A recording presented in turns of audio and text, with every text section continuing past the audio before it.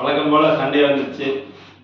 வழக்கம் போல் நம்ம என்ன பண்ணலாம், காலையில் இருந்து வழக்கமான சாப்பாடு, வழக்கமான மட்டன் சிக்கன் இருந்தால் மட்டன் சிக்கன், இல்லை மீன் கிடைச்சா மீன், இல்லைன்னா வழக்கம் போல் நம்முடைய தயிர் சாதம், சைவ உணவுகள், தயிர் சாதம், சாம்பார் சாதம். மறுபடியும் அதே அடுத்த நாள் காலையிலேயும் அதே தான் பண்ண போகிறோம். காலையில் எழுந்துக்கிறோம், வழக்கம் போல் நம்ம என்ன ரொட்டீனோ அதே ரொட்டீன் தான். இப்படியே தான் நம்முடைய வாழ்க்கையை வந்து போயிட்டு இருக்கு. இதில் ஏதாவது ஒரு சேஞ்சஸ் இருக்கா, மாறுமா அப்படிங்கிற ஒரு எண்ணம் மட்டும்தான் நமக்கு இருக்கே தவிர அந்த செயல்பாடுக்கு நம்மளால போக முடியல. உண்மையா பொய்யா? செயல்பாடு ஒன்று செய்யணும் நம்ம எல்லாருடைய மைண்ட்லயும் இருக்குது, ஆனா ஆக்ஷன்ல பண்ண முடியல. ஏன் அப்படின்னா நாம இதுவே பழகிட்டோம். நமக்கு அடுத்த நாள் காலையில நாளைக்கு நாம என்ன பண்ண போறோங்கிறது, ஃபியூச்சருங்கிறது நாம இன்னைக்கு பண்ண பாஸ்ட் தான் நம்முடைய ஃபியூச்சர். உண்மையா பொய்யா? நீங்க இன்னைக்கு நாளைக்கு என்ன நடக்குமோ உங்களுக்கு தெரியும்ல. நாளைக்கு என்ன போறீங்க, வழக்கம் போல ஆபீஸ் போக போறேன், அதே ஆபீஸ்ல அதே மேனேஜரை பார்க்க போறேன், அதே 2 பேர்கிட்ட பேச போறேன், அதே லஞ்சு, மறுபடியும் வழக்கம் போல அதே வீட்டுக்கு தான் வர போறேன், அதே ஒய்ஃபை பார்க்க போறேன், அதே பசங்களை பார்க்க போறேன். கரெக்டா? இதுதானே நம்முடைய வாழ்க்கை ஓடிட்டு இருக்கு. அப்ப இதுல வந்து சேஞ்சஸ் ஆகிறதுக்கு நம்ம ஏதாவது முயற்சி பண்றோமா, வாழ்க்கையில ஏதாவது ஒரு முயற்சி பண்றோமா, அதை ரொட்டீன்ல கொண்டு வரோமா அப்படின்னு பாத்தீங்கன்னா இல்ல. அப்ப அந்த ரொட்டீன்ல கொண்டு வந்தாதான் உங்க லைஃப்ல சேஞ்சஸ் நடக்குது அப்படிங்கிறது உங்க மனதுக்கு தெரியும். உங்க மனதுக்கு தெரிஞ்சாதான் உங்க உடல் அதுக்கு ஏற்ற மாதிரி இயங்கும். இதை வந்து நம்ம எப்படி சொல்றோம், ஃபீலிங்ஸ் சொல்றோம், இல்லைன்னா நம்மளுடைய அந்த எப்படி சொல்றது, ஒவ்வொருத்தருக்கும் அந்த ஒரு எண்ணங்கள் இருக்கு. அந்த எண்ணங்கள் எப்படி உருவாகுது அப்படின்னா அது நம்ம உடம்புக்குள்ள நடக்கிற அந்த நிகழ்வுகளை நம்ம பிராக்டிஸ் பண்றதுனால தான். இப்போ நீங்க ஒரு வண்டி ஓட்டுறீங்கன்னா அந்த வண்டி வந்து நீங்க தொடர்ந்து பிராக்டிஸ் பண்றீங்க, ஒரு நாள்ல விட்டுறீங்க, திடீர்னு ஒரு நாள் வண்டி ஓட்டும் போது என்ன நடக்குது, ஷேக் இல்ல, உங்களுக்கு ஆட்டோமேட்டிக்கா கை வந்துடும்.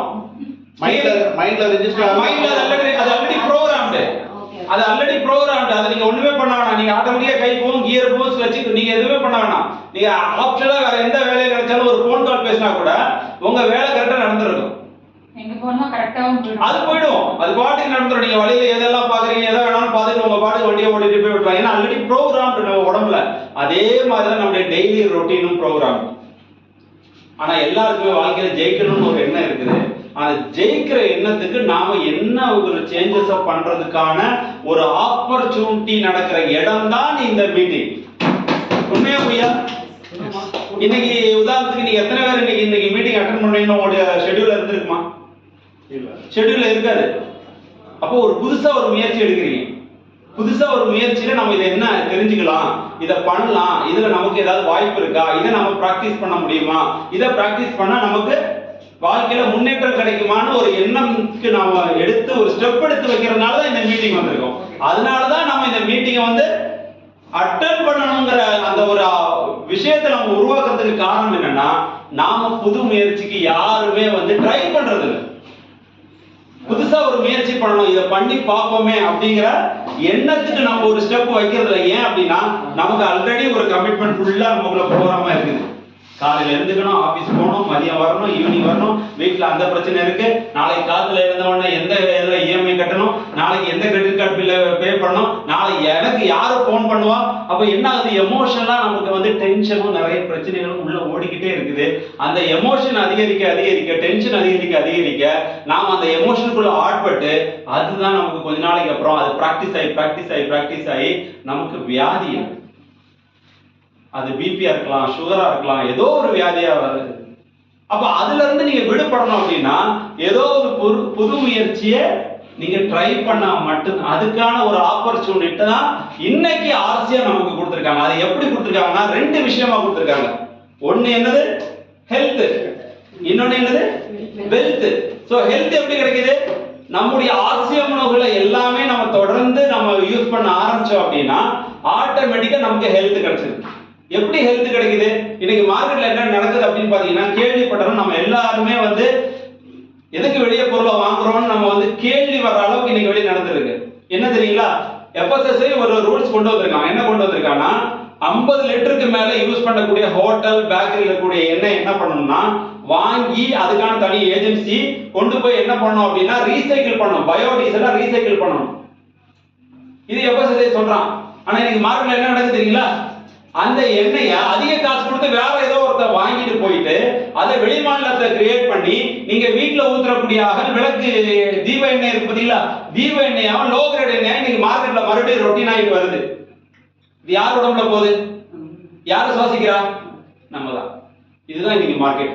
அப்ப நீங்க வெளியே போய் ஒரு பொருள் வாங்குறீங்க அப்படின்னா அந்த பொருளுக்கு கேரண்டி நீங்க கொடுக்க முடியாது. ஆனா ஆர்சிஎம்ல ஒரு பொருள் வாங்கினா உங்க ஹெல்த்துக்கு கேரண்டி கொடுக்க முடியும். அதனாலதான் ஆர்சிஎம் பொருளை நம்ம யூஸ் பண்ணணும். உதாரணத்துக்கு நம்முடைய ஆர்சிஎம் ரைஸ் பிராண்ட், எங்க வீட்டுல தீப எண்ணெய் கிடையாது. எங்க வீட்டுல தீப எண்ணெய் நாங்க வாங்க மாட்டோம். நம்முடைய ரைஸ் பிராண்ட் ஆயில் தான் தீப எண்ணெய். சமையல் எண்ணெய் நம்ம ரைஸ் பிராண்ட் ஆயில் தான், தீப எண்ணெய் ரைஸ் பிராண்ட் ஆயில். வெளியே இருந்து ஒரு எண்ணெய் கூட வாங்குறது. ஏன்னா மார்க்கெட்ல வரக்கூடிய தீப எண்ணெய் எல்லாமே அது சிக்கன்ல பொரிச்சதா, மட்டன்ல பொரிச்சதா, இல்ல எதுல பொரிச்சதுன்னு தெரியாது. அதுதான் ரீசைக்கிள் பண்ணி இன்னைக்கு தீப எண்ணெயா கொடுத்துருக்கான். இது நம்ம தெரியாம அது விளக்கெண்ணெய் நம்ம நல்லெண்ணெய் நினைச்சிட்டு இருக்கோம்.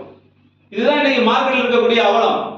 அது மட்டும் இல்ல, போன மாதங்கள் நம்ம அடுக்கடுக்கா சொல்லக்கூடிய விஷயம், மெடிசின்ல இன்னைக்கு கலப்படம் பண்றாங்க. இருமல் மருந்து, ஒரு குழந்தை 24 குழந்தைகள் இறந்து போச்சு. இருமல் மருந்துல கலப்படம் பண்றான். சேர்க்க வேண்டிய அளவு அதிகமா பண்ணிட்டான். இன்னைக்கு நியூஸ் தெரியுங்களா? 2.5 கோடி ரூபாய் மருந்து, டூப்ளிகேட் மருந்து பாண்டிச்சேரியில பாருங்க. அதாவது அவன் எவ்வளவு நாள் சப்ளை பண்ணிட்டு இருக்கான், யாருக்கிட்ட எவ்வளவு போயிருக்குன்னு தெரியாது.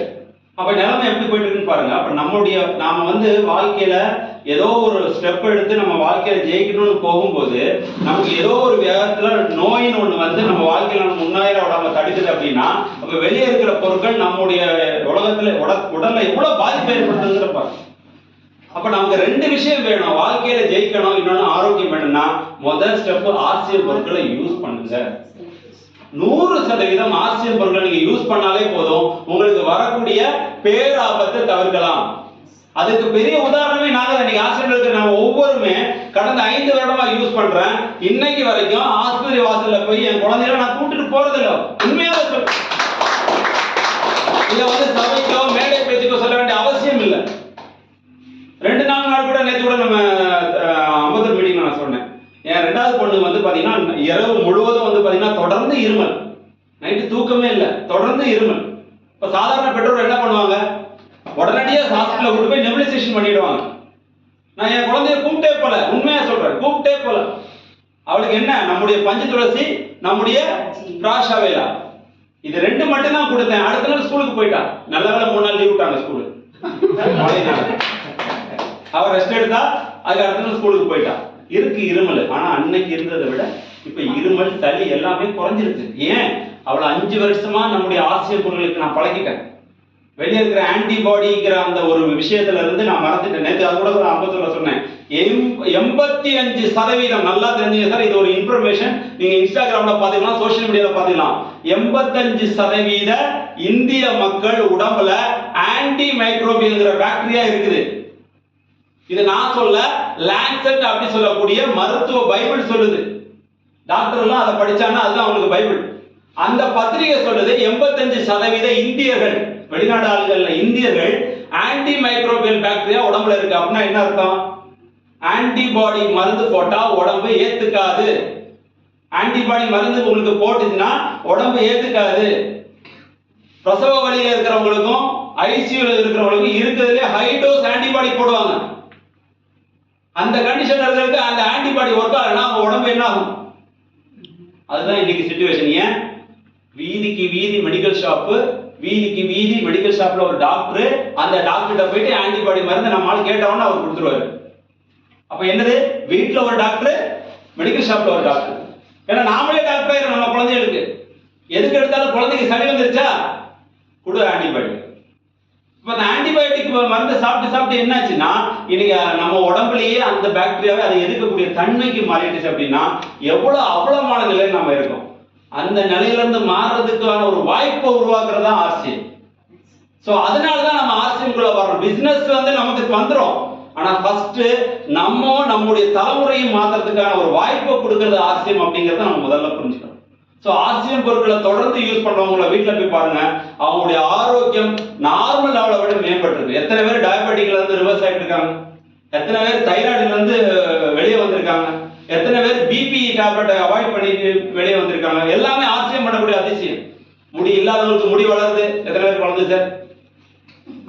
இருக்கு, நம்மகிட்ட இருக்கு, ரிசல்ட் இருக்கு. முடி கம்மியா இருக்கிறவங்களுக்கு கூட நம்முடைய ஆர்சிஎம் வந்து ஹேர் சீரம் போட்டு அந்த முடி வளருது. ஸ்பெஷலா எல்லாமே கொடுக்குறாங்க. லெங்தன் கூட ஆயிருக்கு, ரிசல்ட் வருது. அதுக்கு நம்ம பிஃபோர் அண்ட் ஆஃப்டர் கூட நம்மகிட்ட இருக்கு. எவ்வளவு ரிசல்ட் இருக்கு நம்மகிட்ட. ஸோ எல்லாமே ஆர்சிஎம் பண்ணுது. அப்ப அந்த ஆர்சிஎம் பத்தி தெரிஞ்சுக்கிறதுக்கான ஒரு லீடர்ஸ் மீட்டிங் தான் எல்லா மாதமும் ஸ்டார்டிங்ல நாம இங்க நம்ம கோயம்பேடு ஷாப் நடத்துறோம். இப்போ இது யாருக்கு வாய்ப்புனா ஆர்சிஎம் பத்தி தெரியாம இருக்கிறவங்களுக்கான வாய்ப்பு. ஸோ அதுக்கு தான் நாம வந்து இந்த தொடர்ந்து இந்த மீட்டிங் அட்டன் பண்ணோம் அப்படின்னா நமக்கு ஒரு புது ஒரு நாலேஜ் ஒன்று கிடைக்கும். புது ஒரு பிஸ்னஸ், ஒரு உலகம் நமக்கு தனியாக தெரிய ஆரம்பிக்கும். அப்போ இதுல இருந்து நம்ம என்ன பண்ணலாம் அப்படின்னு நம்மளுடைய ரொட்டீன் மாறும்போது நமக்கு ஒரு புது முயற்சியை பண்ணலாம். நிறைய பேர்கிட்ட போய் சொன்னா, என்ன சார்? இல்லை சார், நான் 2 பேர்கிட்ட சொன்னேன் சார், அந்த 2 பேருக்கும் வந்து ஆர்சிபி பற்றி சொன்ன உடனே அவங்களுக்கு தெரியல, அதனால நானும் பண்ணல சார். அவங்களுக்கும் தெரியல. அப்ப அவங்களுக்கு தெரியலன்னா எனக்கு தெரியல, நான் எதுக்கு சார் பண்ணணும் அப்படிங்கிற எண்ணத்துல நம்ம ஆளுங்க வெளியே இருக்கக்கூடிய அந்த சூழ்நிலையை வச்சு முடிவு பண்ணிக்கிறாங்க. இதுதான் வெளியே, அவங்களாம் வாங்க மாட்டாங்க அப்படின்னு நம்ம மைண்ட்லயே நம்ம வந்து டியூன் பண்ணிட்டு நம்ம அந்த புது முயற்சி பக்கம் போகாமலேயே பாதியிலே கிளம்பிடுறோம். அப்படி ரவி சார் நினைச்சிருந்தா இன்னைக்கு அவர் மாசம் 1.5 லட்சம் ரூபாய் வாங்க முடியுமா? இல்ல அப்படி குணா சார் நினைச்சிருந்தா இன்னைக்கு வாங்க முடியுமா?